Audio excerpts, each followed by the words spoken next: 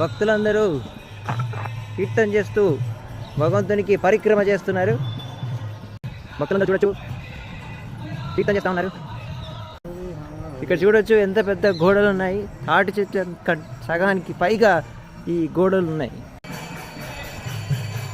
చాలా పెద్ద గోపురం, తాటి చెట్టు కంటే పెద్ద గోపురం ఉంది ఇక్కడ. ఇది మండపం. చూడవచ్చు ఎంత గొప్పగా ఉన్నాయో రాతితో మొత్తం. ఇది ఇంకా మహా అద్భుతం. పూర్తిగా రాతి చెక్కడం ఎంత నైపుణ్యంతో చెక్కారు.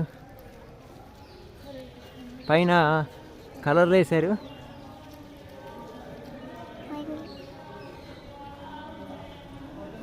ఇది మందిరం లోపలికి వెళ్ళే మార్గంలో ఈ గజస్తంభం దగ్గర.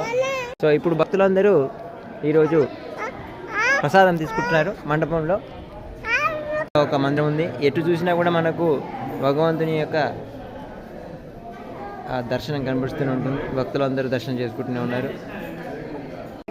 ఇక్కడ చూడండి, ఇక్కడ ముందు నుంచే ఎంతో కొన్ని వేల సంవత్సరాల నుంచే ఆవులను రక్షించే ఈ బాధ్యత తీసుకున్నారు. ఆవుల కోసం ఒక మండపం కూడా ఉంది ఇక్కడ. ఇదంతా గోశాల మనం చూడొచ్చు. మనకు మాయపూర్లో ఉన్నట్టే ఆవులు కూడా ఇక్కడ దర్శనం ఇస్తున్నాయి. ఇక్కడ చూడొచ్చు ఈ రాయి ఆవుల కోసం తయారు చేసిన రాయి. వాళ్ళు అంటే ఎప్పటి నుంచో ఇక్కడ ఆవులు ఉంటున్నాయి. ఇది ధ్వజస్తంభం, గోపురం.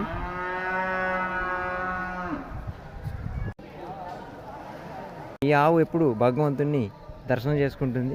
దీన్నే మందిరంలో భగవంతుని దగ్గర తీసుకెళ్తారు. దాని బిడ్డ కోసం అరుస్తుంది ఆవు. ప్రసాదం సేవ చేసే వాళ్ళు కూడా ముందుకు రావచ్చు. ఇప్పుడు చేసిన వాళ్ళే చేస్తున్నారు. నేను కొత్తగా సేవ చేస్తాను ముందుకు వచ్చిన వాళ్ళు ఇంతవరకు ఇప్పుడు క్లాస్ ఇస్తున్నాను. కానీ ఆ క్లాస్ ఉంటే చెవులో ఎక్కుతున్నా నేను ఎప్పుడు తినాలనుకున్నా ఆలోచిస్తున్నాను.